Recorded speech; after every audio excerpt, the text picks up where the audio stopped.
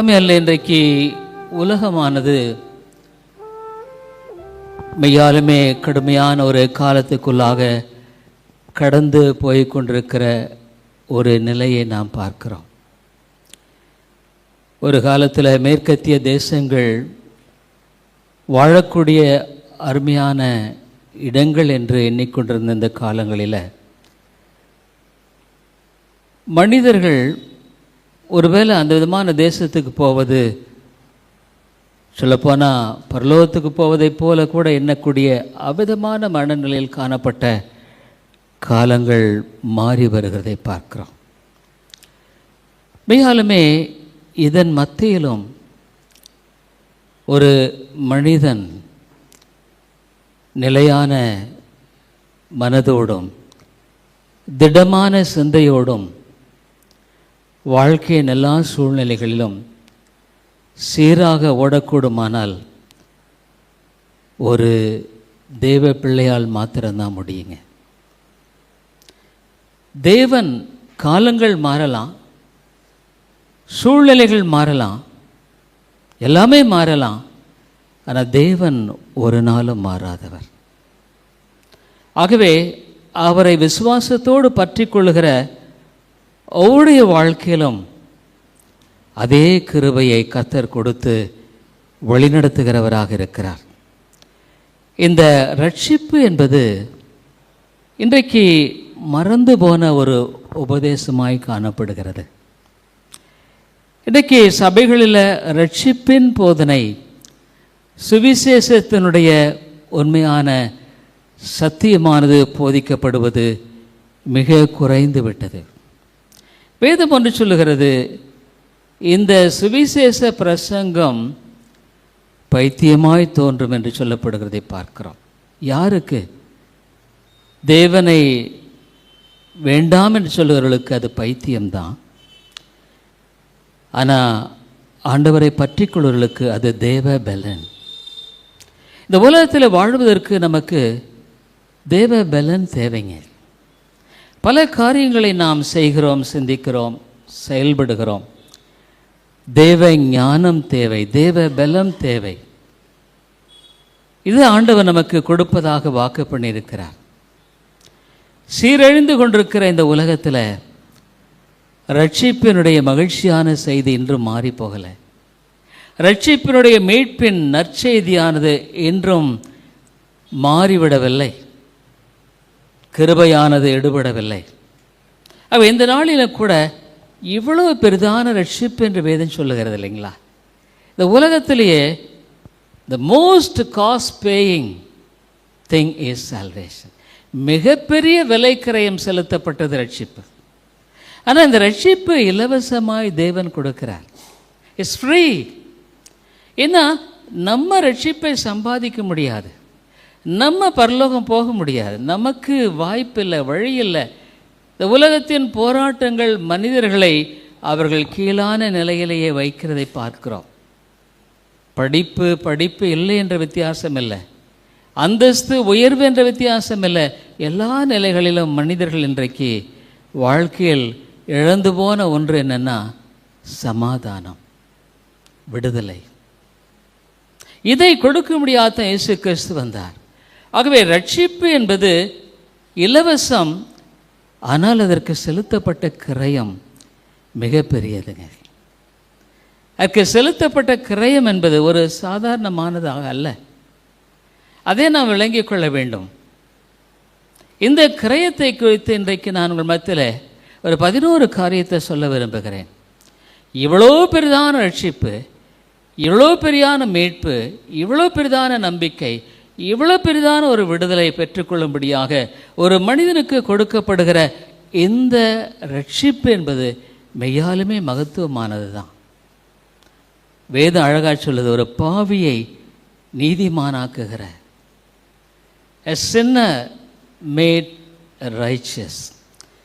முதலாவது காரியம் என்னென்னா, இந்த உலகத்தில் ஆண்டவராக இயேசு கிறிஸ்து ஒரு பாவியை ரட்சிக்கும்படிக்கு அவர் பரலோகத்தினுடைய மேன்மையை திறந்து வர வேண்டியதாக இருந்தது. இந்த காலங்களில் நாம் வெளிப்படுத்தின விசேஷத்தை பார்த்து வருகிறோம். முக்கியமாக பரலோகத்தின் நிகழ்வுகளை பார்க்கிறோம். வெளிப்படுத்தின விசேஷத்தில் இங்கே திருப்பிக் கொள்ளுங்கள். வெளிப்படுத்தின விசேஷம் 5வது அதிகாரத்தில் இங்கே நாம் தேவனையும் அங்கே அவ்விதமாக அவரை சுற்றி இருக்கிற மீட்கப்பட்ட ஜனங்களையும் நாம் பார்க்கிறோம். இந்த வெளிப்படுத்தின விசேஷத்தில் இங்கு அவ்விதமாக யோவான் 4வது அதிகாரத்துக்கு திருப்பிக் கொள்வோம். யோவான் பரலோகத்தில் பிரவேசிக்கிறார். யோவான் இயேசு கிறிஸ்துவோடு வாழ்ந்தவர், அவருடைய மார்பிலை சாய்ந்து கொண்டிருந்தவர் இல்லைங்க, அவ்வளவு உறவோடு இருந்தவர். இப்போ அவர் பத்ம தீவுக்கு சாட்சி நிமித்தம் நாடு கடத்தப்பட்டார். பத்ம தீவு ஒரு செழிப்பான இடம் அல்ல, ஒரு வறட்சியான இடம், தீவு. அந்த இடத்துல தான் ஆண்டவர் அவரை ஒரு நோக்கத்தோடு கொண்டு வந்து தன்னை வெளிப்படுத்துகிறார். இந்த முதல் பகுதியில் இயேசு கிறிஸ்து தன்னை வெளிப்படுத்தும் பொழுது அவர் மகிமையுள்ளவராக தேவனாக அவருடைய மகிமையை பார்த்த பொழுது யோவான் செத்தவனைப் போல விழுந்தேன் சொல்றார். இயேசு கிறிஸ்து தேவன் மனிதனாக வந்ததின் காரியம்தான், மனிதனோடு மனிதனாய் வாழும்படியாக வந்தவர். அடுத்தது யோவானை ஆண்டவர் பரலோகத்துக்கு கொண்டு செல்லுகிறார். அந்த வெளிப்படுத்தின விசேஷம் 4வது அதிகாரத்தில் 2வது வசனம், 7வது வாசிங்க. வெளிப்படுத்தின விசேஷம் 4:2. உடனே ஆவிக்குள்ளானேன், அப்பொழுது இதோ வானத்தில் ஒரு சிங்காசனம் வைக்கப்பட்டிருந்தது. அந்த சிங்காசனத்தின் மேல் ஒருவர் வீற்றிருந்தார். இப்போ என்னன்னா, யோவான் பரலோகத்துக்கு போகும்படியாக அவர் ஒரு விதத்தில் சொல்ல மறுரூபமாக்கப்படுகிறார். இந்த வேதம் முழுவதுமாக தேவ ஆவியானவர் இந்த சத்தியத்தை நமக்கு அறிந்து கொள்ளும்படியாக தெளிவுபடுத்தவில்லை என்றால் இது வெறுமையான ஒரு புத்தகமாகத்தான் இருக்கும். தேவ ஆவியானவர் இதை திறக்கும் பொழுது மாத்திரம்தான் இதனுடைய உண்மையான ஆசீர்வாதத்தையும் அதனுடைய உண்மையான மகிமையும் விளங்கிக் கொள்ள முடியும். யோவானை பரலோகத்துக்கு அழைத்து சென்ற வேளையில் அங்கே நாம் பார்க்கிறோம், பிதாவானவர் அங்கு மகிமைகரமாக உட்கார்ந்திருக்கிறார். பார்த்தீங்கன்னா, வீற்றிருந்தார், பார்வைக்கு வச்சிர கல்லுக்கும் பதுமராத்துக்கும் ஒப்பாயிருந்தார். அந்த சிங்காசனத்தை சுற்றி ஒரு வானவில் இருந்தது, பார்வைக்கு மரகதம் போல இருந்தது. தேவனை சுற்றி நாம் பார்ப்பது என்னன்னா, 4வது வசனம், யாராவது வாசிங்க பிரதர், யாராவது பிரதர்ஸ். 4வது வசனம், வெளிப்படுத்தின விசேஷம் 4:4. அந்த சிங்காசனத்தை சூழ 24 சிங்காசனங்கள் இருந்தன. 24 மூப்பர்கள் வெண் வஸ்திரம் தரித்து தங்கள் சிரசுகளில் பொன் முடி சூடி அந்த சிங்காசனங்களில் மேல் உட்கார்ந்திருக்க கண்டேன். இந்த 24 பேர் யாருங்க? பழைய ஏற்பாட்டு அந்த பிதாக்கள், கோத்திர பிதாக்கள் குறிக்கும்படியாக பழைய ஏற்பாட்டு விசுவாசிகள். புதிய ஏற்பாடு அந்த அப்போஸ்தலரை குறிக்கும்படியாக புதிய அப்போஸ்தலர்களை, புதிய அந்த 12 பேரும் புதிய ஏற்பாட்டின் காலத்தின் விசுவாசிகள். இந்த 24 பேரும் ஒரு மீட்கப்பட்ட அத்தனை பேருக்கும் உரிய மக்களாக அங்கு காணப்படுகிறாள். இந்த 24 பேரில் யாரெல்லாம் இருந்திருப்பாங்க? சமாரிய ஸ்திரீயில், சமாரிய ஸ்திரீ அவள் ரட்சிப்பை கண்டவள். லாசரு அவன் எச்சை இலையை பொறுக்கி கொண்டது அவன். கள்ளன். இவங்கெல்லாம் தான் இந்த 24 மேய்ப்பர்களுக்கு தே ரெப்ரசன்ட். அவங்க என்ன பார்க்குறோம்? 2 காரியம் இருக்கிறது. அவர்கள் வெண் வஸ்திரம் தரித்து, they are clothed with God's righteousness, தேவனுடைய நீதியை தரித்தவர்கள். அதுதான் ஆண்டவர் சொல்றார், ரட்சிப்பின் வஸ்திரம் உடுத்துகிறார்.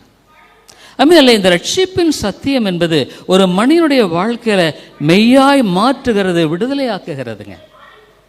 ஒரு பாவியை நீதிமானாக்கிற இந்த மெய்யான சத்தியம் இது.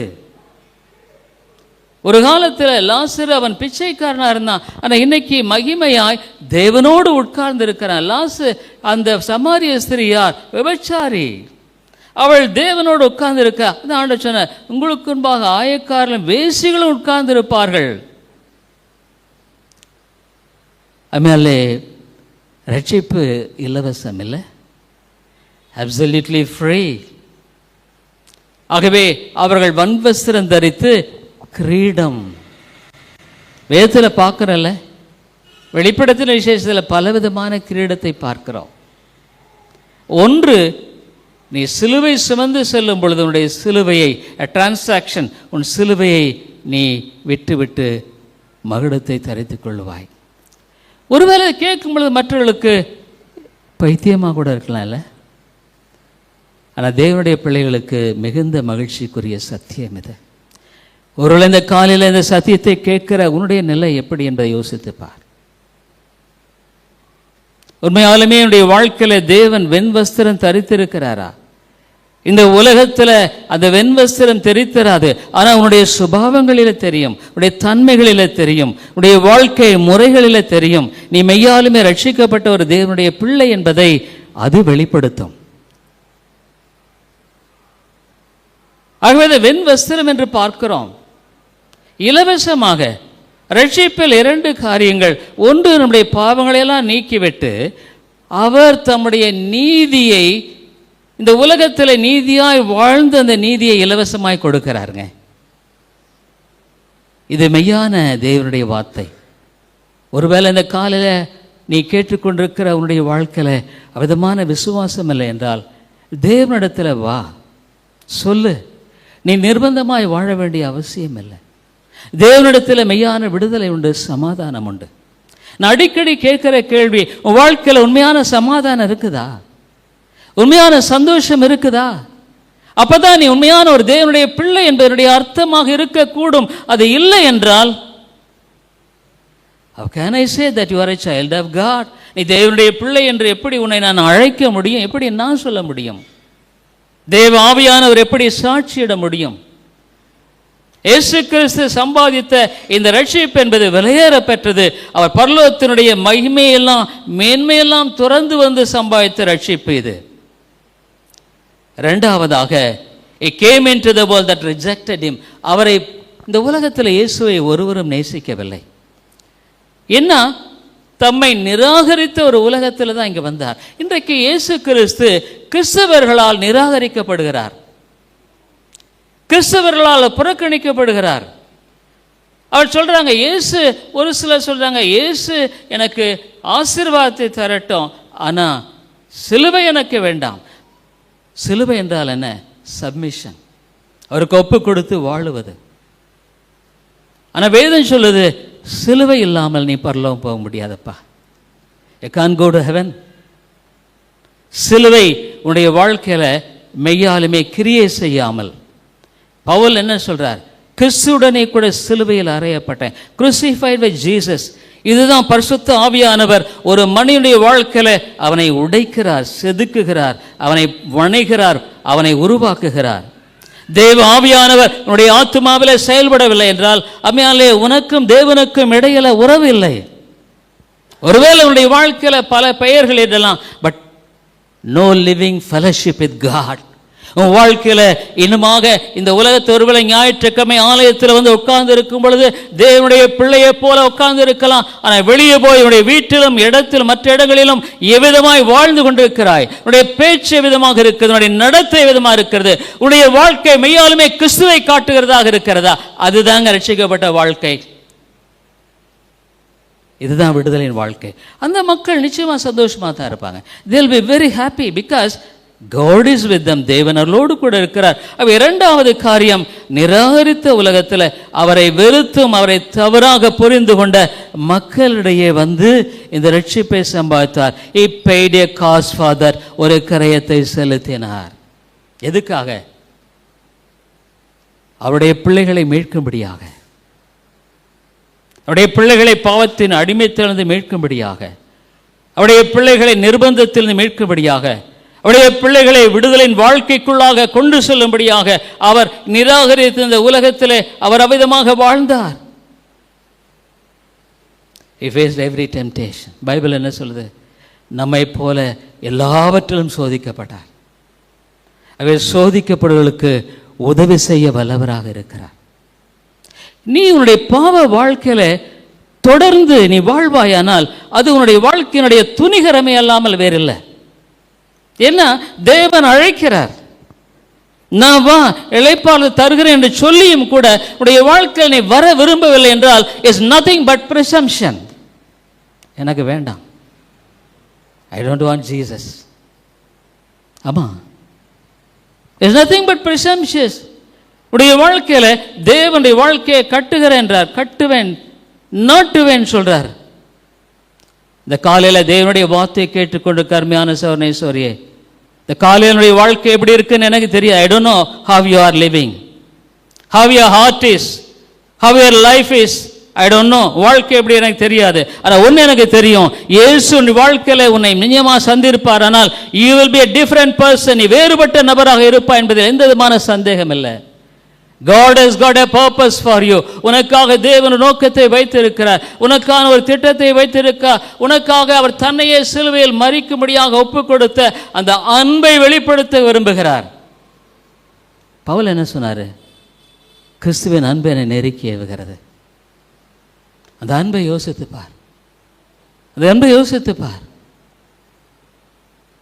பொதுவாக யூதர்கள் வழக்கப்படி சவுக்கடி 40, ஆனால் ரோம விளக்கத்தின்படி 40 அல்ல. அந்த மனிதன் விழு மட்டுமாக, சொல்லப்போனால் குற்றுயிராய் விழு மட்டுமாக அடிப்பது தான் ரோமருடைய சவுக்கடியினுடைய ரோல். யோசிச்சுப்பார், தெய்வ குமாரனாகிய அவர் இந்த உலகத்தில் மனிதனாக வந்து முதல் அடி எடுத்தும் எப்படி இருக்கும்? நான் எது முதுகை மறைக்கலன்னு Bible சொல்றதில்ல. I gave my back to the smiters. உன் முதுகில் ஒரு அடி சவுக்கடி நீ தாங்குவியா? நான் தாங்குவேனா? நான் யோசிக்கும் பொழுது, ஆண்டவரே என்னை எவ்வளவாக நேசித்து இருக்கிறீர். அதாவது சவுக்கடி என்று சொல்லும்போது 2 பேர் 9 அந்த இலைகள் இருக்கும், 9 ஒயர் மாதிரி. நுனியில் ஒரு எலும்பு, துண்டு எலும்பு அல்லது குண்டு இருக்கும். ஒரு முறை அடிக்கும் பொழுது ஒரு மனிதனுடைய முதுகில் 9 இடம் தாக்கப்படுது மாத்திரமல்ல, அந்த 9 இடத்துல அந்த சதையானது அப்படியே பீத்து வெளியே கொண்டு வரும். ஒருவன் அடிப்பான், அடுத்தவன் அடிப்பான், மாறி மாறி. தெய்வ குமாரன் இப்படி பட வேண்டிய அவசியம் இல்லைல்ல. ஏன் அன்பு? நீ நிர்பந்தமாய் ஒன்று சொல்றேன், there's no need for you to live treacherously. நிர்பந்தமாய் நீ வாழ வேண்டிய அவசியம் இல்லை. ஏன்னா ஒரு காலத்தில் அப்படி நான் வாழ்ந்தேன். ஆனால் தேவன் என்னை சந்தித்தார், என்னை விடுதலையாக்கி இருக்கிறார். அவர் என்ன அறிவேன்? உனக்கு அவரை தெரியுமா? பவுல் சொல்றார், ஐ நோ ஹிம், அவரை அறிந்திருக்கிறேன். ஜீவனுள்ள தேவன் இவர். நீ அறிந்திருக்கிறையா? வாழ்க்கையை ஒவ்வொரு செய்தியுமே உன்னுடைய இருதயத்தின் ஆழத்தை துளைக்க வேண்டும் என்பதுதான் நான் விரும்புகிற காரியம். என்ன வாழ்க்கையில் அடுத்த சந்தர்ப்பம் இருக்குமா எனக்கு தெரியாது. God knows. தேவனுடைய வார்த்தை உன்னை ஆழமாய் அவ்விதமாக அந்த சவுக்கடியை போல அடிபட்டு நீ பீக்கப்படவில்லை என்றால், தேவன் அங்கு ஒரு மனித இருதயத்தை உடைக்கவில்லை என்றால், அருமையான சோர்னேஸ்வரியே, இந்த உலகமே உனக்கு ஒரு நரகம் தாங்க. உலகமே உனக்கு ஒரு நரகம்தான். என்ன? You live with fear, பயத்தோடு நடங்க வாழ்ற. You don't have confidence that God can carry you through. தேவன் உன்னை வழிநடத்துவார் என்ற நம்பிக்கை உன்னிடத்தில் இல்லை. எனக்கா யாவற்றையும் செய்து முடிக்கிற என் தேவனாகிய கர்த்தர் என்று சொல்லக்கூடிய அவ்விதமான தைரியம் உன்னிடத்தில் இல்லை. அது அங்கே கிறிஸ்தவ வாழ்க்கை.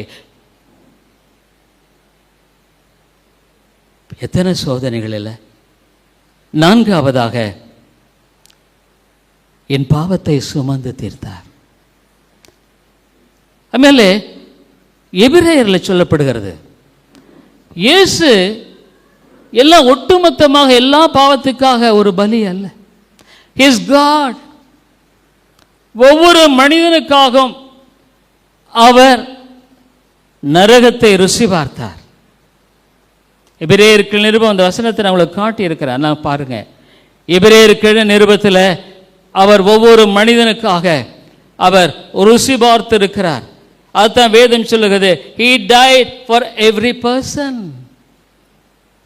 ஒவ்வொரு மனிதனுக்காகவும் அவர் தாமே அவ்விதமாக ருசி பார்த்தார் என்று பார்க்கிறோம். எபிரேயர் 2:9 வாசிக்கா சகோதரிகள் யாரா வாசிங்க. எபிரேயர் 2:9. என்றாலும் தேவனுடைய கிருபையினால் ஒவ்வொருவருக்காகவும் மரணத்தை ருசி பார்க்கும்படிக்கு தேவ தூதரிலும் சற்று சிறியவராக்கப்பட்டிருந்த இயேசு மரணத்தை உத்தரித்த நிமித்தம் மகிமையினாலும் கணத்தினாலும் முடிசூட்டப்பட்டதை an eternal crown. He tasted my hell. அவர் நரகத்துக்கு போகல, ஆனால் நரகத்தை சிலுவையில் அவர் அனுபவித்தார். என்னுடைய பாவத்துக்காக, நான் செய்கிற ஒவ்வொரு பாவத்துக்காக, நான் செய்த பாவத்துக்காக தேவன் சிலுவையில் அவர் கிரயத்தை செலுத்தினார். So I am free. வேதம் தெளிவாக சொல்லுகிறது. அதனால தான் பவுல் சொல்றார். அதனால தான் பவுல் என்ன சொல்றார், இயேசு உலகத்தின் பாவத்தை சுமந்து தீர்த்தார்ன்றதை நாம் பார்க்கிறோம். ஆனா பவுல் அதை தனக்கு உரியதாக்கி கொள்ளுகிறார். கலாத்தியர் 2வது அதிகாரம், இந்த வசனத்தை நான் அடிக்கடி உங்களுக்கு நான் காண்பிக்கிற ஒரு அருமையான வசனம் தான். கலாத்தியர் நிறுவம் 2வது அதிகாரத்தில் பவுல் இவ்விதமாக இந்த காரியத்தை அவர் இங்கு தனக்குரியதாக்கி கொண்டு உரிமையோடு பேசுகிறதை பார்க்கிறோம்.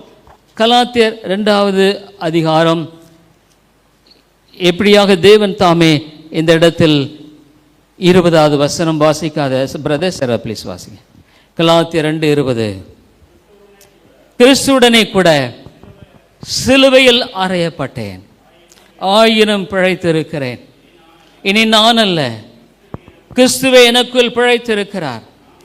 நான் இப்பொழுது மாம்சத்தில் பிழைத்திருக்கிறதோ என்னில் அன்பு கூர்ந்து எனக்காக தம்மை தாமே ஒப்பு கொடுத்த தேவனுடைய குமாரனை பற்றும் விசுவாசத்தினால் live by faith not by sight.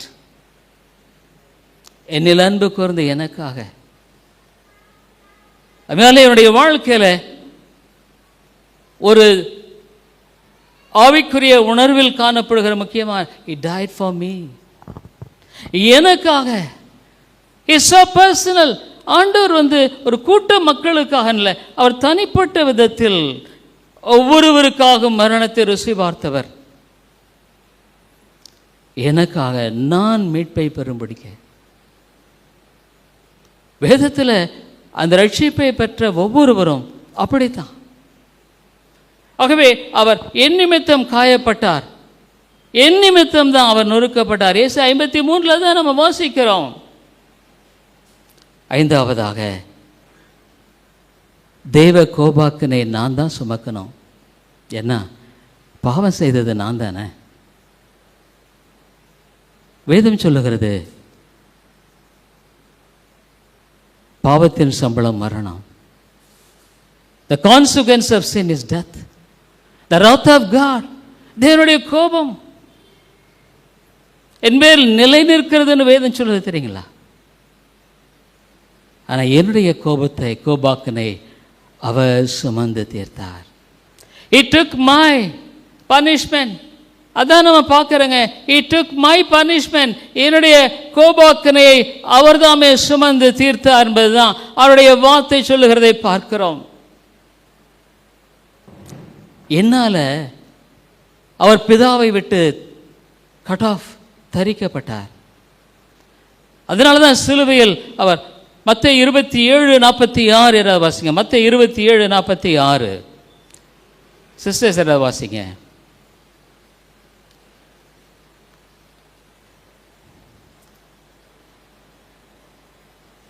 9ஆம் மணி நேரத்தில் இயேசு ஏலி ஏலி லாமா சபக்தானி என்று மிகுந்த சத்தமிட்டு கூப்பிட்டார்.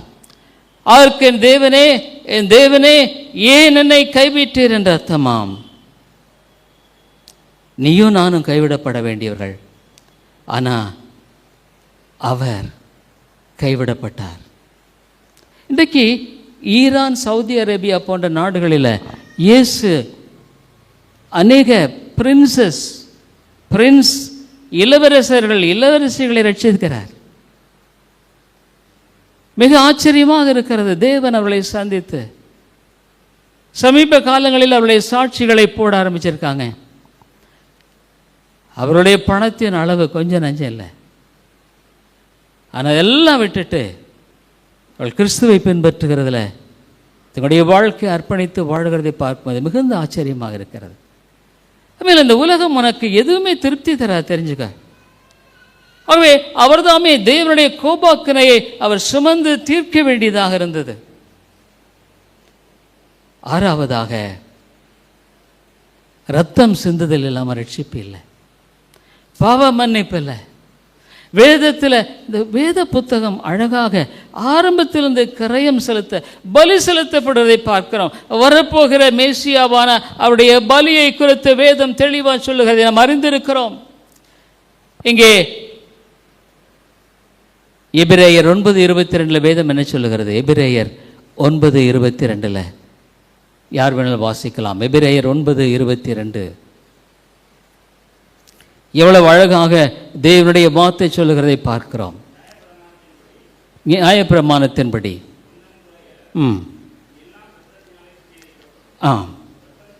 ரத்தம் சிந்துதல் இல்லாமல் மன்னிப்பு உண்டாகாது. So that's why he came and shed his blood.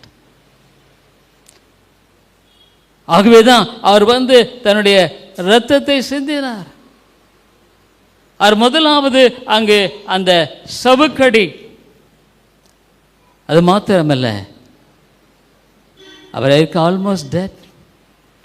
அதுக்கு மேலாக முள் கிரீடம், அதுக்கு மேலாக சிலுவையில் கொண்டு ஆணிகளினால் அடிக்கப்படுகிற பயங்கரமான உபத்திரவம். அது மாத்திரமல்ல, அவர் ரத்தம் சிந்த வேண்டியிருந்தது. ஏழாவது, அவர் அவமானத்தை நிந்தையை சுமக்க வேண்டியதாக இருந்தது. தெரியுங்களா? He bore the torture, shame, suffering. நீயும் நானும் அவமானப்படணும்.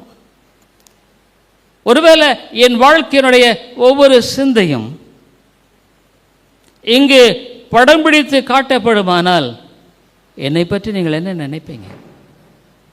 ஒருவேளை உன்னுடைய ஒவ்வொரு சிந்தையும் எண்ணத்தையும் வெளியரங்கமாக்கினால் இங்க இருக்கிற மக்கள் உன்னை பற்றி என்ன நினைப்பார்கள்? உன் கடந்த கால வாழ்க்கை எவ்விதமானது? உன்னுடைய வாழ்க்கையில் ஒருவேளை இன்றைக்கு எப்படி வாழ்கிற எனக்கு தெரியாது. Is there a secret life? ரகசியமாக உன்னுடைய வாழ்க்கையில் ரகசிய பாவங்கள் உண்டா? ரகசியமாய் பாவத்தில் வாழும்படியாக உன்னுடைய வாழ்க்கையை நீ மறைத்து கொண்டு வாழ்ந்து கொண்டிருக்கிறையா? I don't know, but God knows. ஒருவேளை அதன் நிமித்தம் ஆண்டவருடைய காரியங்கள் உனக்கு அற்பமாக என்னலாம். நேக்கட்னஸ், நிர்வாணம். முகத்தில் துப்பப்பட்டார், அவமானப்படுத்தப்பட்டார், புறக்கணிக்கப்பட்டார். பரபாசா இயேசுவா? பரபாசை விடுவியும் இயேசு சிலுவையில் அறையும். சொல்லப்போனா அவர்கள் மட்டும் சிலுவையில் அறைந்தார்கள் என்று சொல்லாத, நீயும் நானும் இயேசுவின் சிலுவைக்கு காரணர்கள். We are people to be punished. Sin crucifies Jesus. பாவம் இயேசுவை சிலுவையில் அறைகிறது. 8வது புரூட்டல், பந்து விளையாடுவதைப் போல. கெத்செமனே தோட்டத்தில் அவர் ஒரு மனிதனாக இன்னொரு மனிதனுடைய பாவத்தை சுமந்து தீர்க்க வேண்டியதாக இருந்தது. சமீபத்தில் ஒரு வாலிபன் இங்கே சேலத்தில் சிறை. அப்போ அவங்க அம்மா கேட்டாங்க, என்னங்க இந்த மாதிரி ஒரு இன்னொருத்தர் அதுக்கு கேரண்டி கொடுக்கணுமாமே? ஆமாம், வெளியிருக்கிற ஒரு மனிதன் தான் சிறையில் இருக்கிற ஒரு மனிதனுக்கு ஜாமீன் கொடுக்க முடியும். பாவம் இல்லாத ஒரு மனிதன் தான் பாவிக்கு ஜாமீன் கொடுக்க முடியும். ஆகவே தான் அவர் அவ்விதமாக தன்னை முற்றுமாக ஒப்பு கொடுத்தார். அதனாலே அவருடைய பாடுகளை நினைத்து பார்க்கும் பொழுது, தெய்வகுமாரன், ஒருவேளை நான் சொல்கிறது உனக்கு எப்படி இருக்கோ தெரியாது, ஆனால் எனக்கு இதை தவிர வேறு நம்பிக்கை இல்லை. I don't have any other hope. ஏன்னா எனக்காக அவர் என்னுடைய அவமானத்தை நிந்தையை சுமந்ததுனால தான் இன்றைக்கு நான் மனுஷனாக இருக்கிறேன். ஒருவேளை நான் என்னுடைய வாழ்க்கையில் ஆண்டவரனை மாற்றாமல் இருந்தால் பணம் இருக்கலாம். இன்றைக்கி எத்தனை அவமானங்கள், எத்தனை பேர் சொல்கிறாங்க பெரிய மனுஷன் ஆனால் என்ன பிரயோஜனம்? உன்னுடைய வாழ்க்கையில் மெய்யாலுமே ஆண்டவர் உன்னை மாற்றும்படியாக அவர் தன்னுடைய முழுமையாக ஒப்பு கொடுத்த அந்த மீட்பு மிகப்பெரியதுங்க. அது மாத்திரமல்ல, 9வதுல உன்னுடைய மரணத்தை அவர் மரணமாக ஏற்றுக்கொண்டார். He took your death. Death and separation from God. தேவனை விட்டு பிரிந்த நிலை, நரகம் தான் சொல்றது. அதாவது நரகம் என்பது தேவன் இல்லாத ஒரு இடத்துல. இன்றைக்கு தேவன் இல்லாத ஒரு மனிதன் வாழுகிற வாழ்க்கையானது நரகத்தினுடைய ஒரு சிறு ஆட்டம். It's an atom of the reality of hell. வாழ்க்கையில நம்பிக்கை இல்லாமல், உன்னுடைய வாழ்க்கை தைரியம் இல்லாமல், இயேசுவுடைய வாழ்க்கையை மாற்றி இருக்க நிச்சயம் இல்லாமல் நீ வாழுகிற ஒவ்வொரு வாழ்க்கையினுடைய அடியும் நீ நரகத்தை அனுபவிப்பனுடைய ஒரு நிம்மிங்கிறது ஆட்டம். This is nothing but an atom. இந்த காலையில் வந்திருக்கிற நீ கடந்த வாரத்தில் என்ன சந்திச்சு எனக்கு தெரியும். I don't know. How was your life? Where have you been? எங்கே போயிருந்த, என்ன பண்ணிட்டு இருந்த எனக்கு தெரியாது. One thing is sure, God calls you. தேவன் உன்னை அழைக்கிறார். ஆக உன்னுடைய மரணத்தை அவர் சுமந்து தீர்த்தார். என்னை நீதிமானாக்கும்படிக்கு உயிர்த்தெழுந்தார். He rose again. சவுதி அரேபியாவில் ஒரு அம்மா, she was a rich lady, but her completely emptiness. Rich lady நினைச்சே, so many cars, திருமண பக்கம் வேலைக்கெல்லாம் வீடெல்லாம், இதுதான் பெட்ரோல் மணி அவங்களுக்கு. But she felt very empty. அவங்க ஹஸ்பண்ட் வந்து he was a very big man. அப்போது இந்த சவுதி அரேபியாவில் சில ஆர்ஃபன் சில்ட்ரன் இருப்பாங்க. அதாவது பெற்றோர்கள் கைவிடப்பட்டவங்க அல்லது தவறான முறையில் பெற்றெடுத்த பிள்ளைகள். இப்படி அவங்க வந்து 83 சில்ட்ரன். அங்கே ஒரு சின்ன பிள்ளை வந்து ஒரு நீக்ரோ கேர்ள் எப்படி அங்கே வந்திருந்தப்போ அவங்க அம்மா மறித்த பின்னால் அவளை கொண்டாந்து விட்டுட்டாங்க. அப்போ அவங்க அம்மாவை சொல்லியிருக்காங்க போல் அபவுட் ஜீசஸ், இயேசுவை பற்றி. அந்த சின்ன பிள்ளை இயேசுவை பற்றி சொன்ன ஒரு காரியம், அவங்க இன்டர்நெட்லாம் போய் சர்ச் பண்ண ஆரம்பித்தாங்க இயேசுவை பற்றி. அப்போ அந்த பிள்ளைகளுக்கெல்லாம் இயேசுவை பற்றி சொல்லி, சின்ன பிள்ளைகளுக்கு 83 பேருக்கு ஞானஸ்நானம் கொடுத்தாங்க. அவங்களுக்கு தெரியும், if she is found out, அவங்க தெரிஞ்சதுன்னா டெத் இஸ் ஷியூர், மரணமானது நிச்சயமானது. ஆனால் நம்மளுடைய வாழ்க்கை அப்போ என்ன போச்சுன்னா தெரிஞ்சு போச்சு, அவங்க கணவர் பிள்ளைகளெல்லாம் விட்டுட்டாங்க.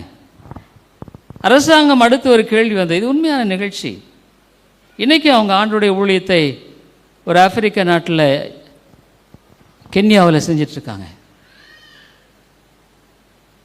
அரசாங்கம் என்னென்னா, இப்படிப்பட்ட ஒரு பெண்ணை சிறைச்சேதம் பண்ணுவோமானா வெஸ்டில் இருந்து மேற்கத்திய நாடுகள் எதிர்ப்பு வருன்றதுனால அந்த ராஜா சொன்னார், நாடு கடத்தி இனிமேல் இந்த பக்கம் வரவே கூடாது. She is happily laboring for the Lord. ஆಮೇಲೆ நீ தப்பான கணக்கு போடுற.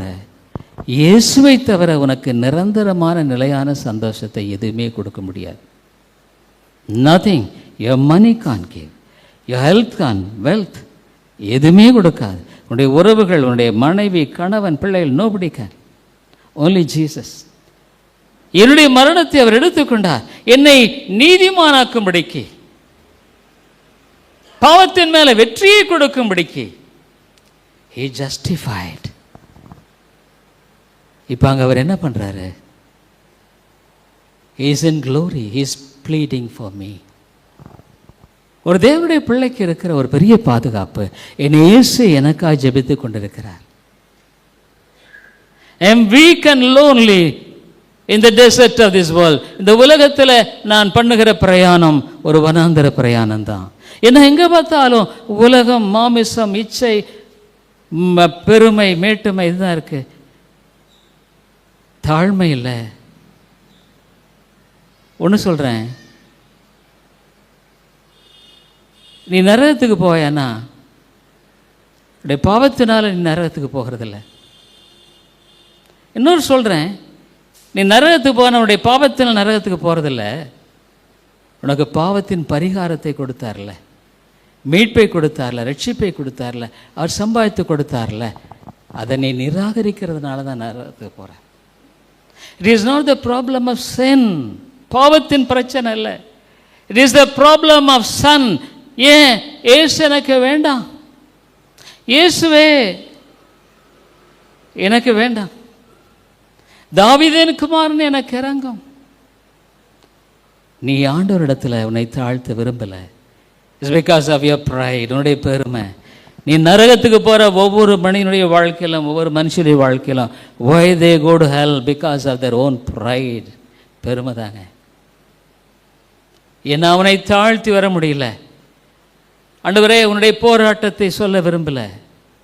நீ மறைக்கிற, நல்லவனை போல நடிக்கிற, உன் குடும்பத்தில் உன்னுடைய ரகசியம் மற்றவர்களுக்கு தெரியாதவர்கள் கூட மறைத்து வாழுகிற நபர் இங்கு உண்டா எனக்கு தெரியாது. பட் மேபி இருக்கலாம்.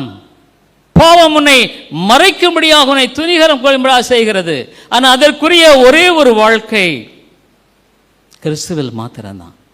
எனக்கு வேண்டாம், இயேசுவினுடைய விடுதலை வேணாம். ஓ, அதுக்கும் ஆண்டவர் சொல்லிட்டார்ல. பட் இட்ஸ் வெரி சேட் இல்லை, ரொம்ப துக்ககரமானதில்லை. அப்படி நேரம் ரொம்ப குறுகிதாச்சு. எவ்வளோ பெரிய கரையத்தை செலுத்தி அவர்கள். ஒன்று சொல்கிறேங்க, இந்த உலகத்தில் மனுஷன் மத்தியில் எவ்வளவு கசப்பு, வெறுப்பு இல்லை. போன புதன்கிழமை இதை பற்றி நான் பேசினேன். ஏன்னா உன்னுடைய வாழ்க்கையில் நீ கர்த்தருடைய ஜெபம் என்ன சொல்லுது? தேவனுடைய பிள்ளைகள் மாத்திரம்தான் கர்த்தருடைய ஜெபத்தை தைரியமாக சொல்ல முடியும். Those who are washed by the blood of Jesus only can say boldly. Turn with me, Matthew 7. மத்தேயு 7வது அதிகாரம் திருப்பிக் கொள்ளுங்கள். இங்கே ஆண்டவர் ஒரு அழகான ஜெபத்தை கற்றுக் கொடுத்தார். இந்த ஜெபம் போதுங்க, எனக்கு ஒவ்வொரு நாளும் இந்த ஜெபம் தான் என்னுடைய வழிகாட்டி. இந்த ஜெபம் போதுமானதாக இருக்கிறது. மத்தேயு 6வது அதிகாரம். இந்த ஜெபம் என்ன சொல்லுது? மத்தேயு 6வது அதிகாரம். அது எல்லாத்தையும் நான் பார்க்க போகிறதில்ல. ஒரு வசனம் இப்படி ஜெபின்னு சொல்கிறாரு. 12வது வசனம் யார் வேணாலும் வாசிக்கலாம். எங்கள் கடனாளிகளுக்கு நாங்கள் மன்னிக்கிறது போல எங்கள் கடன்களை எங்களுக்கு மன்னியும். கடன் என்ன? பாவம். லூக்கால எங்கள் பாவங்களை மன்னியும். எங்களுடைய மற்றவர்களுக்கு நாங்கள் பாவங்களை மன்னிக்கிறோமே. ஒரு கிறிஸ்தவன் தாங்க பொறுத்து போக முடியும், மற்றவருடைய பாவங்களை சகிக்க முடியும்.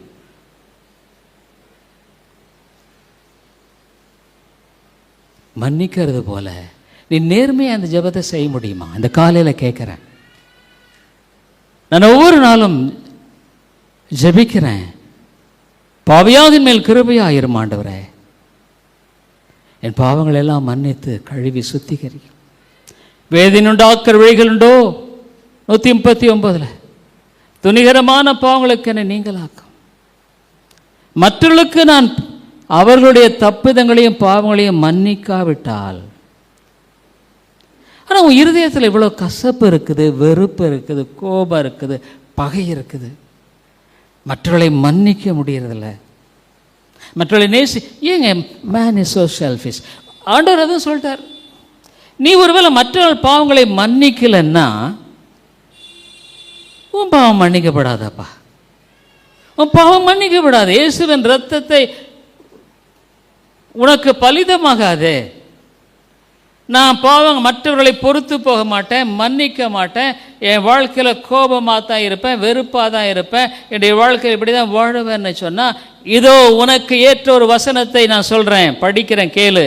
14 மத்தேயு 6:14 மனுஷருடைய தப்பிதங்களை நீங்கள் அவர்களுக்கு மன்னித்தால் உங்கள் பரமபிதா உங்களையும் உங்களுக்கு மன்னிப்பார்.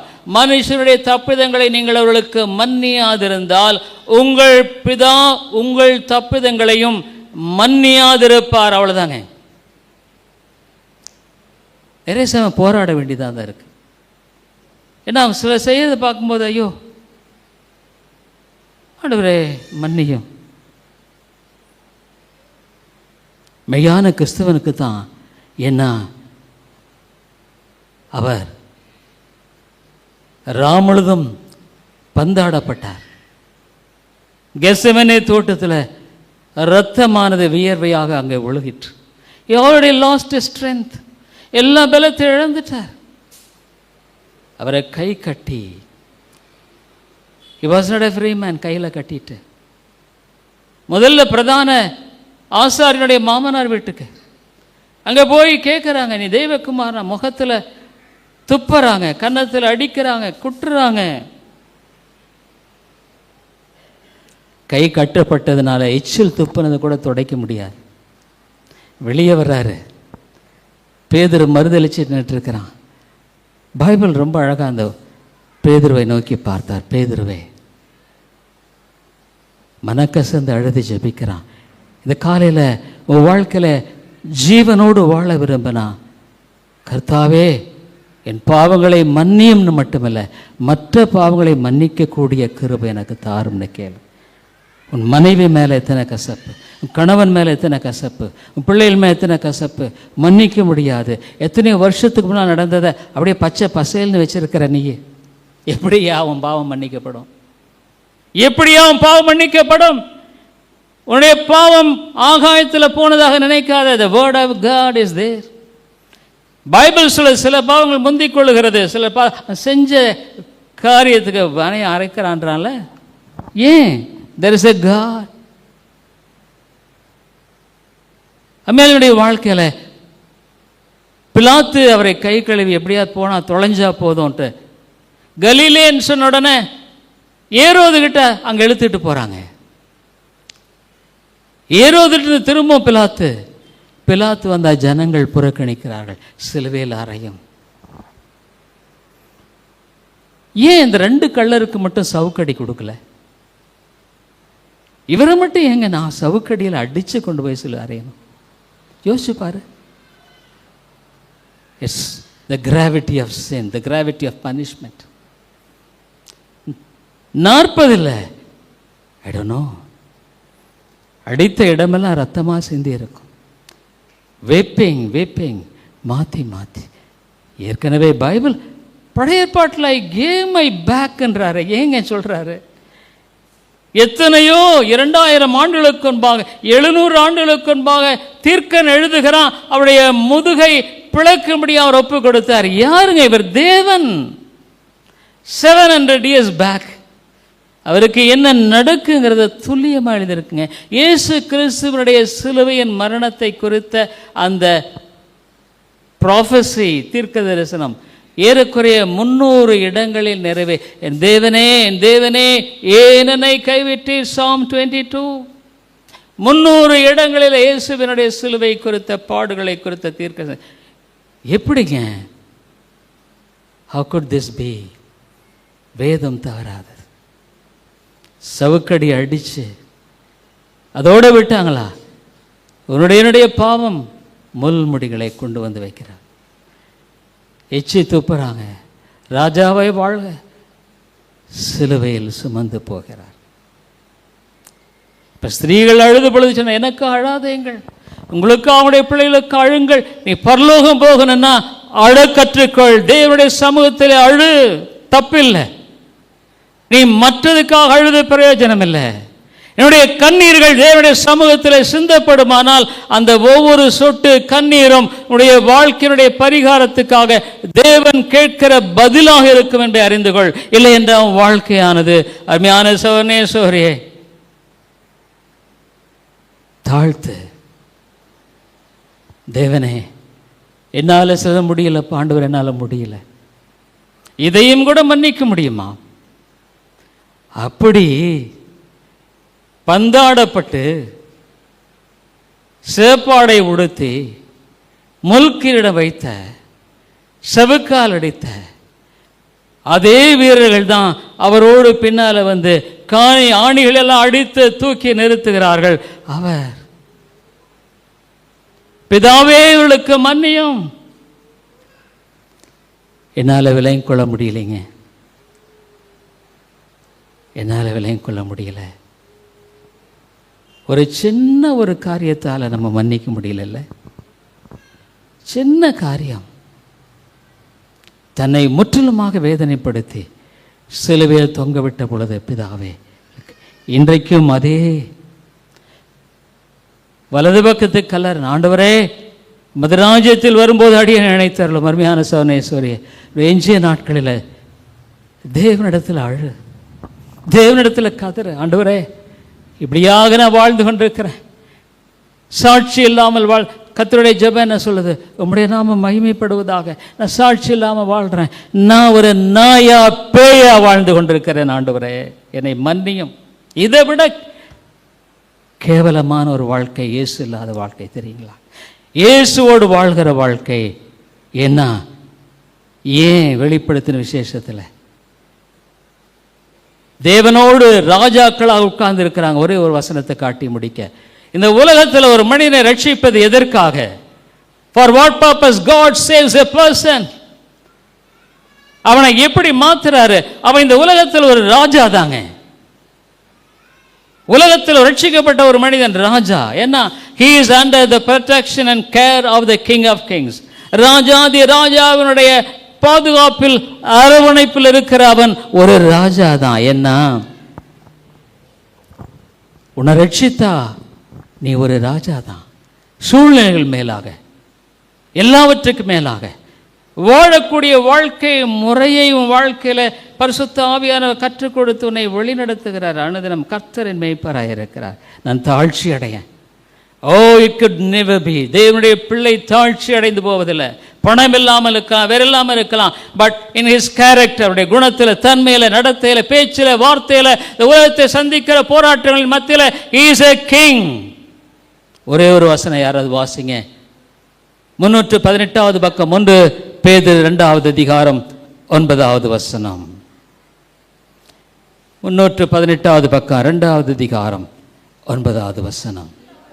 நீங்களோ உங்களை அந்தகாரத்தினின்று தம்முடைய ஆச்சரியமான ஒளியினிடத்திற்கு வரவழைத்தவருடைய புண்ணியங்களை அறிவிக்கும்படிக்கு தெரிந்து கொள்ளப்பட்ட சந்ததியாயும் ராஜரீகமான ஆசாரிய கூட்டமாயும் பரிசுத்த ஜாதியாயும் அவருக்கு சொந்தமான ஜனமாயும் இருக்கிற அந்தகாரத்தின் உங்களை விடுதல்லோ.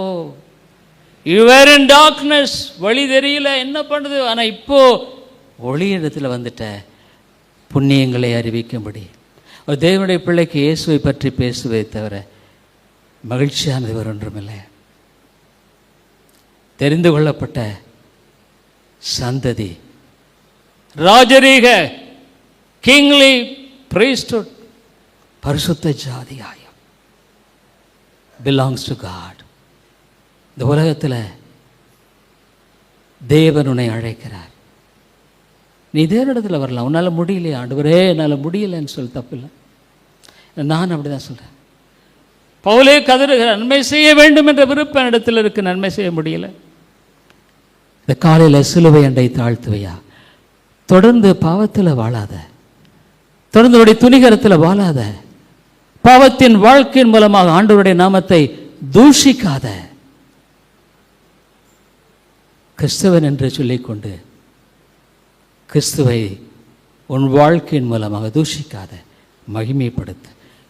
கல்வாரி ஒன்று தான் அவனுக்கு ஒரே ஒரு பதில். ஜெபிப்போம். அன்புள்ள ஆண்டவரே, இந்த உலகத்தில் ஜீவனுள்ள தேவன் ஆகிய உம்மை தவிர வேறொரு மீட்பில்லை, நம்பிக்கை இல்லை. ஆவியானவரே பேசும். இயேசு இல்லாத ஒரு வாழ்க்கை நிச்சயமாக அது நிர்பந்தமானது தான். பயம், என்ன செய்யறது, ஏது செய்யறது, மற்றவர்கள் மேலே கோபம், எரிச்சல், பகை, சண்டை, மாம்சத்தின் இச்சைகள் வெளியரங்கமாக இருக்க, இப்படிப்பட்டவர்கள் தேவனுடைய ராஜ்யத்தை சுதந்திரிக்க மாட்டார்கள் என்று வெகு தெளிவாய் நீ சொல்லிட்டீர் ஆண்டவரே. ஐயோ, அந்த கலாத்தியரில் ஆவியின் கனிகள் இல்லாமல் வாழ்ந்து கொண்டிருக்கிறவர்கள் எப்படி அவருடைய வாழ்க்கையில் விக்கிரகாராதனை, பில்லி சூனியம், பகைகள், விரோதங்கள், வைராக்கியங்கள், கோபங்கள், சண்டைகள், பிரிவினைகள், மார்க்க வேதங்கள், பொறாமைகள், கொலைகள், வெறிகள், விளையாட்டுகள் முதலானவைகளை, இப்படிப்பட்டவைகளை செய்கிறவர்கள் தேவனுடைய ராஜ்யத்தை சுதந்திரிப்பதில்லை என்று முன்னே நான் சொன்னது போல இப்பொழுது உங்களுக்கு சொல்லுகிறேன். ஆவியின் கனியோ அன்பு, சந்தோஷம், சமாதானம், நீடிய பொறுமை, தயவு, நற்குணம், விசுவாசம், சாந்தம், இச்சை அடக்கம். உனக்கு என்ன வேணும்? இந்த வேளையில் சிலுவை அண்டை வர விரும்புறியா? வேற இடமில்லை. தன்னை தாழ்த்து நேசு அண்டை வா. தேவ நிச்சயமாக உதவி செய்வார்.